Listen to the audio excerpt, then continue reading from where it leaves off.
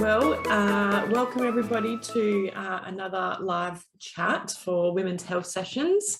So these are every Tuesday night at 7:30 Perth time.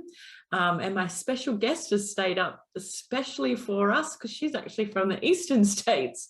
So it's 9:30 over there. I'm very, very appreciative of and grateful for her time. So as you all know, Women's Health Sessions are done here live every week so that we get a different speaker in, and I get to chat and ask all sorts of questions. But I really encourage you guys to ask questions as well. So writing in the comments and hit up our speakers with help in support in whatever area they're talking about. And you'll be quite surprised at what information you can find out. And I love it because I actually learn new stuff every week. And I think I know something, and then, something else gets thrown at me. I'm like, oh my gosh, how did I not know this stuff? So, I'm really lucky to have some pretty amazing speakers. And tonight, I've got Alexia Hindle here with us, and she's actually a creatics transformologist. So I'm really excited about finding a bit more about that because I've never even heard of it until I met Alexia. So that's really cool. And she actually specializes in emotional burnout in women. Alexia loves to help women who are struggling to juggle the competing priorities of family, personal life, and career. And they become burnt out, and she helps them become burnout-proof through facilitating irreversible change to their emotional resilience and well-being. Alexia believes that what she does is very impactful because she's not only just helping the women, but she's also benefiting the whole family, because then they get to see the woman show up as her best self. So pretty amazing. Thank you so much for joining me and staying up nice and late to chat with our guests tonight, with our audience tonight, I should say. So thank you for having me. I'm excited to be here. Yeah, well, thanks for staying up. I'm usually up at this time anyway, but normally I'm in my pajamas by now. Oh, well, thank you. Yeah. You could have been in your pajamas. I wouldn't have minded. I've got pajama bottoms on. So. Yay! It's all about being comfy, isn't it? So I'm going to get started by asking my first question. I ask everybody, what's your favorite food? You know, that's a really hard one for me to answer because I just love food in general. Yeah. And I go through phases. So I've got Italian background. So I think, you know, my heart is always going to be in Italian food. Proper Italian food, that is, not the type that you get from, like, you know, the proper homemade, like nonna makes sort of thing. Yeah. But I also really love Mexican food as well. Oh, I love Mexican food. Everything. Yeah. So. Yeah. Yum. I love Mexican food. It's my favorite.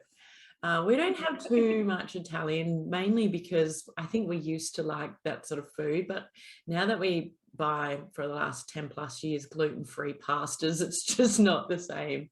Gluten-free pasta, no, it isn't. No.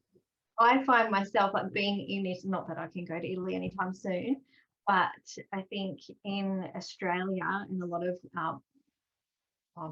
Italy's a Western country anyway, but we'll say in Australia there's a lot of additives and preservatives in the food. Yeah. It's just so different over there. So normally I try and watch the carbs that I eat here, but over there I can eat carbs and not really have a problem. But that could also be because I'm on holidays, who knows?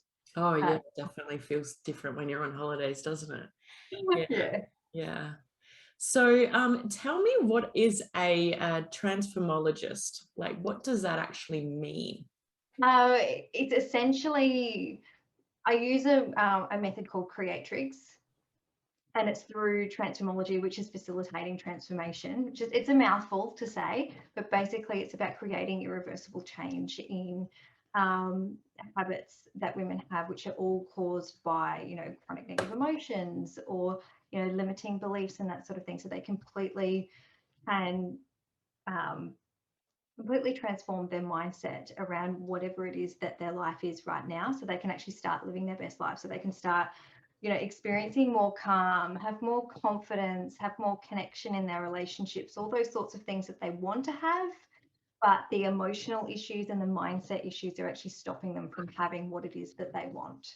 So I suppose in a nutshell, it's like getting back to the real you, like stripping back all those layers and being that happy, fun person that everybody is deep down. Yeah, yeah, sure. So have you experienced burnout yourself? Absolutely. That's exactly why I do what I do. Yeah. But at the time, it's interesting though, because I didn't actually realize that it was emotional burnout. I was just in survival mode. Yeah.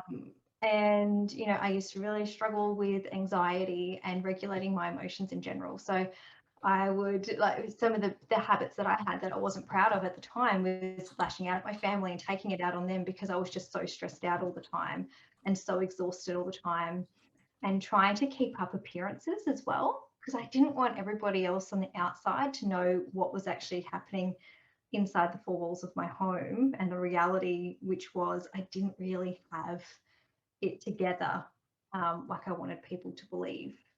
So yeah, when I actually worked out that it was actually the patterns, and the habits that I had that were actually contributing to the way that I was feeling, which actually was emotional burnout. That's when I was actually able to get the help that I needed, to completely overcome that. And that's why I love helping women do the same thing, because I know what it means to be here, and I know how much better it is to not, you know, be in that constant burnt out state.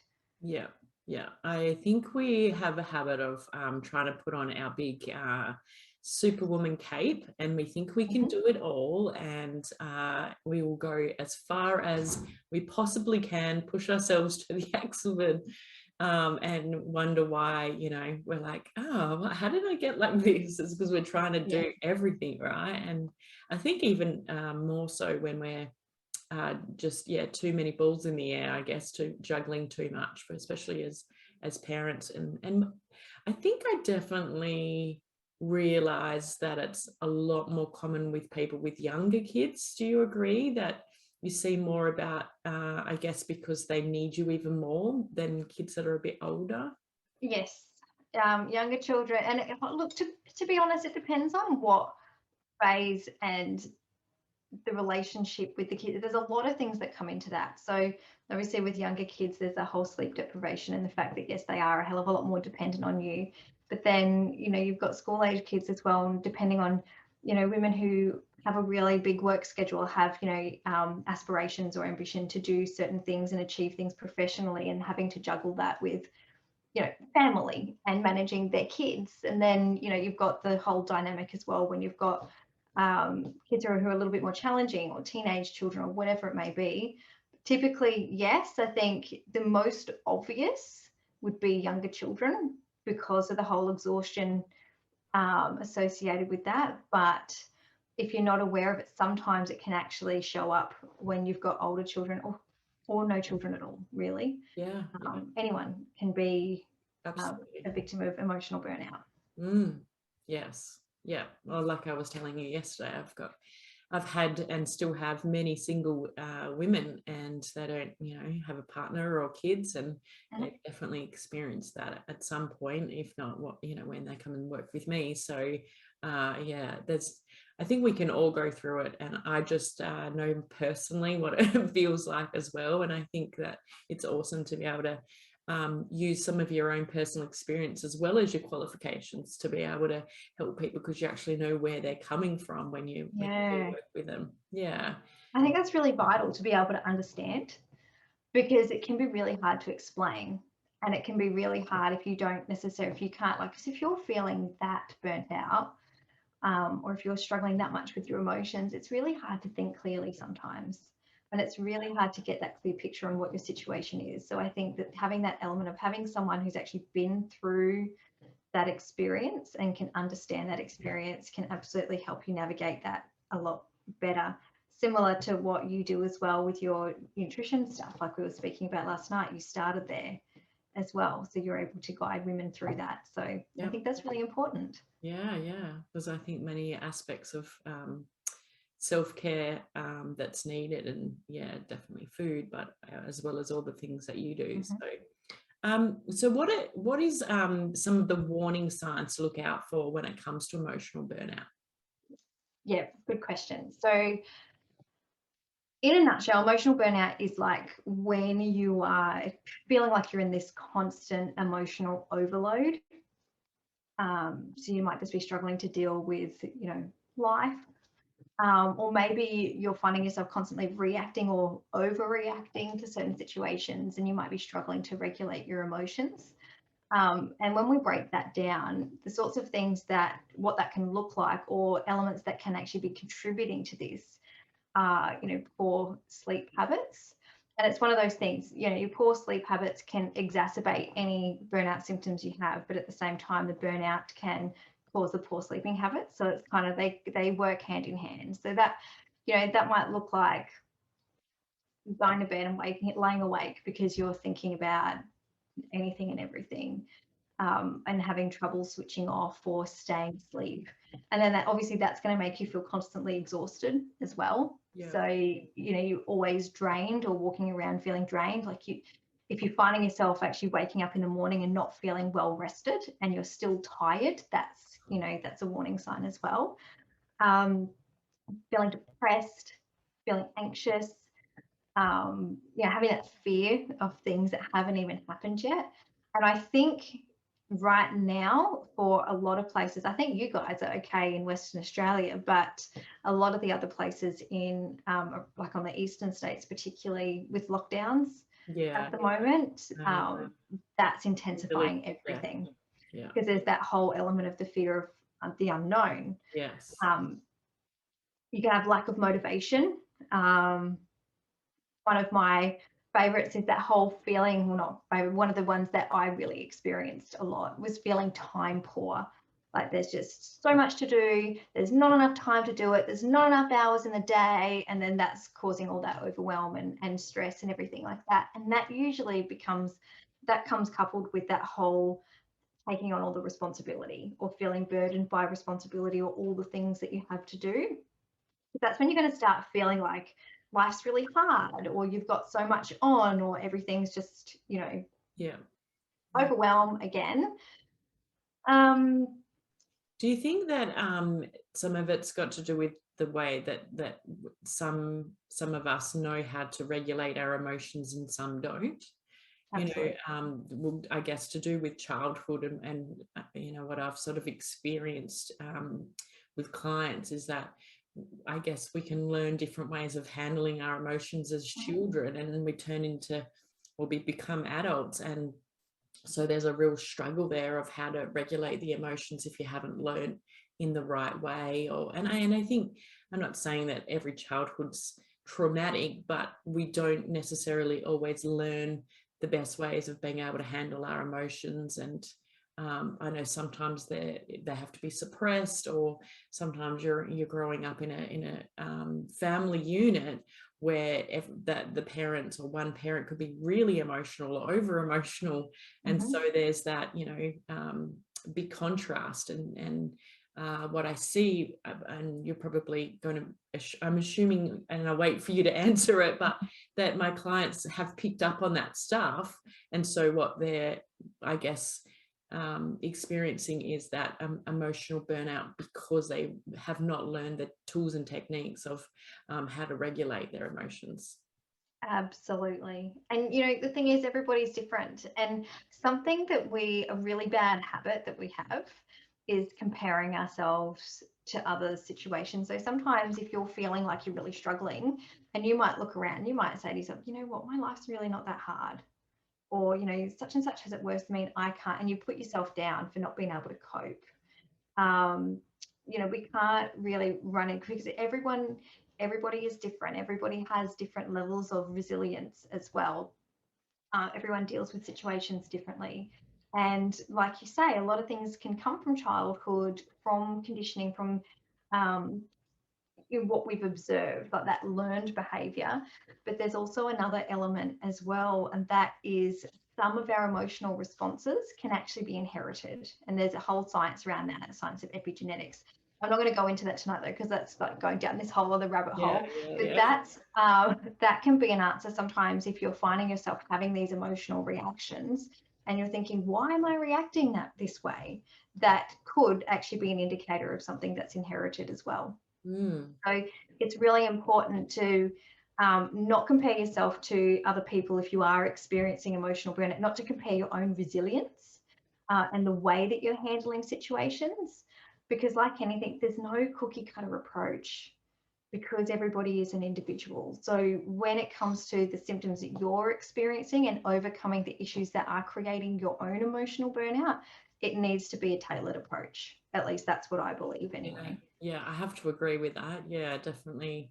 Working with your clients on, and each person presents and deals with things in a different way. So, working with them on based on that and what we bring to it, to every different situation, I guess, as well.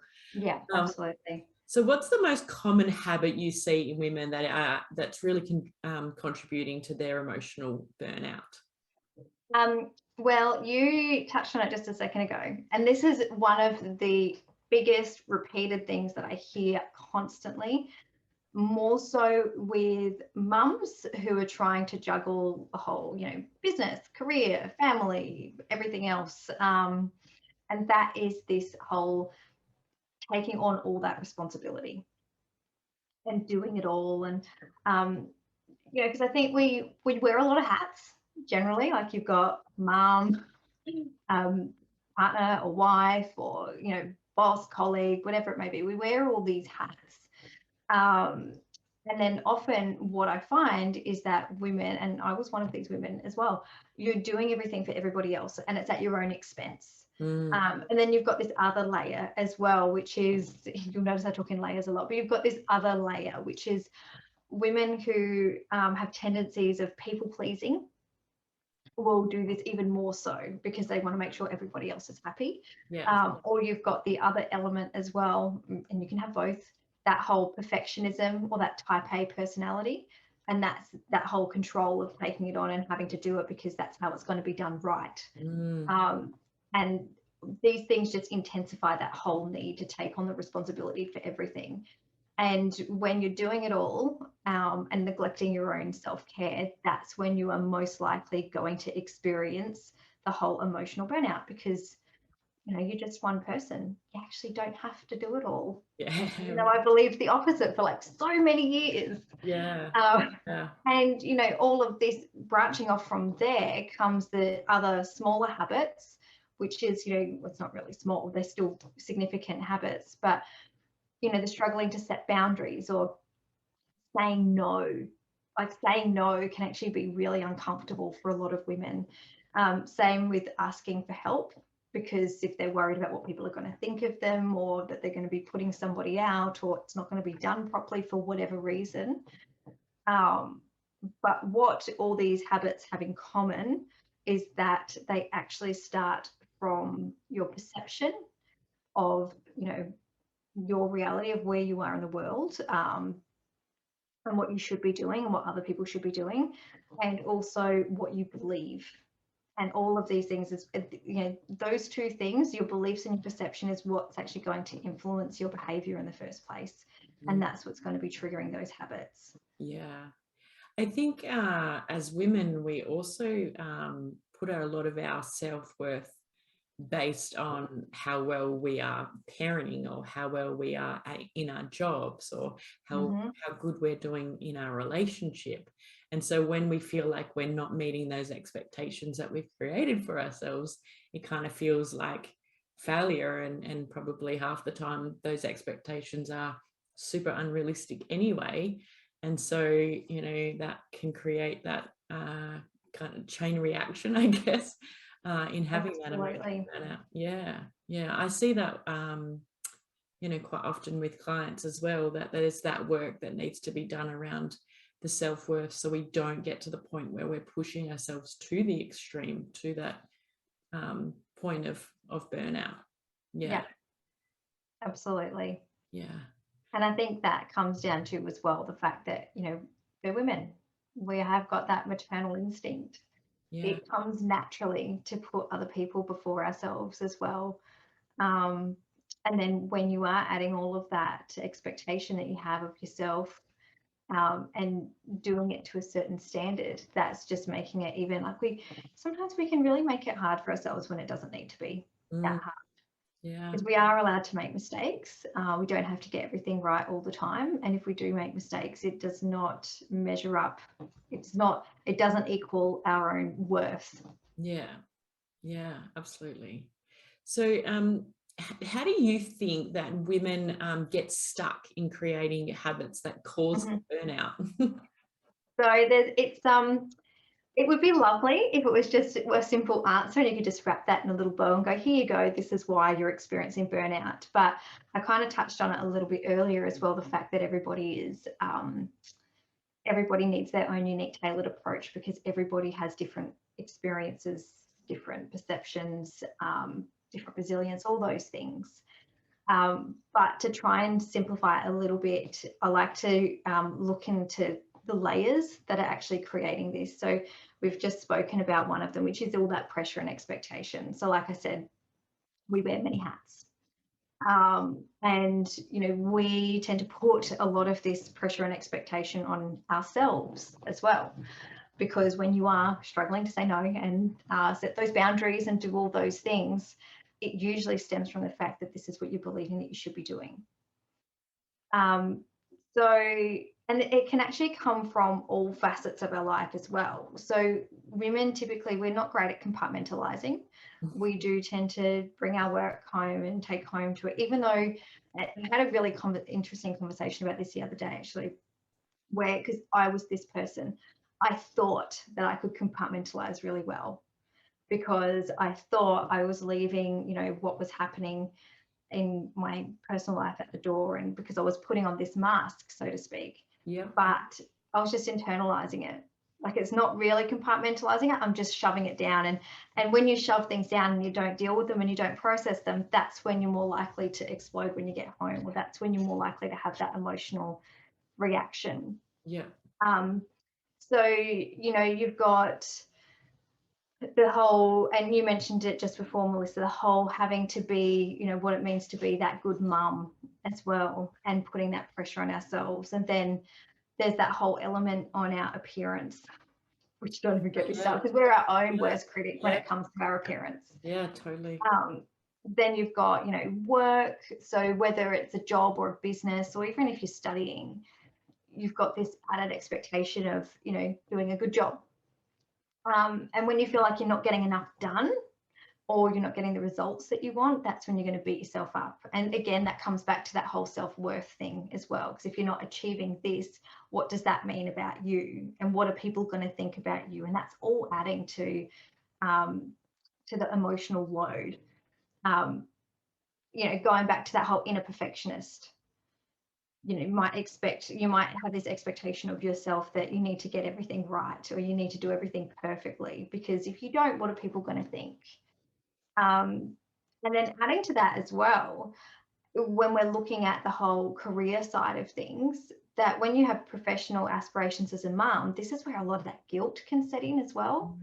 Like, if you're not spending enough time with your kids. Yes. I can relate to that. I think every mum can relate to that, because we all worry, are we doing it right? Are we doing a good job? Are we messing up our kids? Are we, we want to be good role models for our kids, obviously, and we want to set them up to be, functioning adults and emotionally resilient adults as well, and be happy through their childhood and have all the experiences. And I think we do put a lot of pressure on ourselves to get everything just right for them, rather than allowing ourselves to learn as we go and make mistakes, because there's a whole other element to that too, is that every kid is different. Every kid has it, and I could go down that path, but I won't. I think you're right, though. We put a lot of judgment on ourselves, and we assume that everyone's judging us too, and most people are not really interested in what we're doing or how we look or how great we're doing. We're the ones that worry the most about it. So it's really about not stopping that, when that voice comes in the head, or whenever those behaviors crop up, that it doesn't matter what anyone else thinks anyway, and you know, you can just do the best you can, and not try and, you know, push yourself to the limit. And yeah, I know that I really struggled to read the book Judgment Detox by Gabrielle Bernstein. I've picked that book up so many times. I ended up having to get it on Audible to listen to it, because I think that I was actually sitting in so much judgment of others. And so I had a lot of work to do there myself, because the biggest person I was actually judging was myself. And again, I think that can contribute to the emotional burnout, like you said. So yeah. Absolutely. Yeah. And that kind of brings you into that second layer as well, which is that societal pressure and all the shoulds, what you should be doing. And what's really interesting is all those shoulds, it's actually just your perception of what that societal pressure even is. And that perception is, you know, that's influenced by your experience, your upbringing, your beliefs, your biology, conditioning, all these sorts of things. And I don't say that to blame, like if you're experiencing that and I'm saying, you know, your perception is your fault. It's not about that. It's about having that awareness and really calling yourself on it as well. And, you know, asking yourself, is this true, or is this just my perception of the situation? Because a lot of these perceptions that we have, they are born in the beliefs that we carry in our unconscious mind. So like, and if you're not paying attention, it's really easy to miss, because like 95% of our day is actually spent on autopilot. And how many times are you driving around, like you go from the shops to home and you're in the car and then you think, I don't even know how I got here, but I just got home. Like you're just doing things without even really even realizing. And our belief system is the same. So that's what's causing, like if you believe a certain thing, so going back to this whole, you're believing that you've got all the responsibility in the world, or you have to do it all, what your unconscious mind's going to do is it's going to start honing in on all that evidence to prove that that belief system is actually right.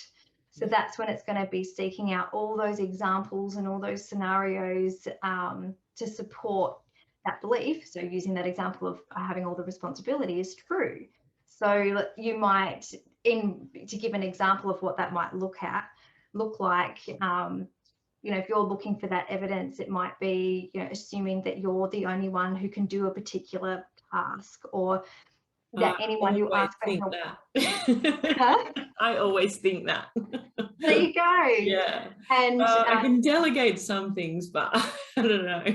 Exactly. And that's because you're telling yourself that I'm the one who has to do this. And if you ask someone for help, do you relate to this? Because this was me big time. If you ask someone for help, they're not going to do it right. And then that's going to influence that behavior as well. That's going to make you do everything. And then when you are doing everything and not asking for help, when you can't set boundaries, when you're setting these high expectations because of all that judgment that you have of yourself and worrying about judgment of others, like it's just so much. So you can kind of see how it's creating, it's creating that exhaustion and like that overwhelm and everything it's all kind of encapsulated in that.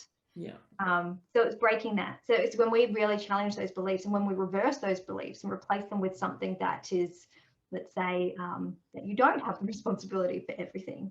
If you didn't believe that, it's going to be a hell of a lot easier to ask for help. You're not going to be putting all this pressure on yourself about having to do it. If you don't get it done, it'll be like, oh, well, I didn't get it done. And that, when you think that way, you can see how that would completely change those habits. So I just got one more question for you. Do you have any burnout tips for the women in this community? Yes. I think let's keep the theme going of the having all the responsibility, because it's kind of gone through this whole discussion.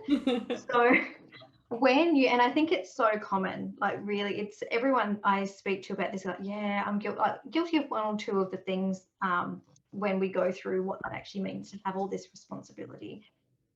So when you do feel like, you know, your plate's piled high, you've got this to-do list a mile long and you just don't know how you're going to get it all done. And usually when you are going through feeling that way as well, you're going to have a bunch of unhelpful head chatter as well, and thoughts about the inability to do something, or the fact that you feel unsupported or no one's helping, or all these things that kind of come up with that. So there's a strategy that you can do to really try and clear that out and get some clarity on what actually needs to be done, like be realistic about it. And that's called ditch, defer, delegate, and do. So basically what you would do is just do a complete brain dump. So do everything that you've got on your to-do list, and also any of those unhelpful thoughts that you're having.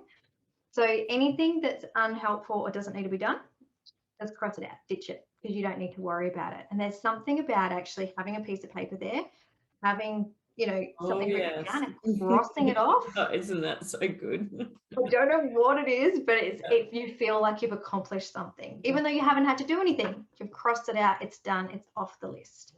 Then look at what you can delegate.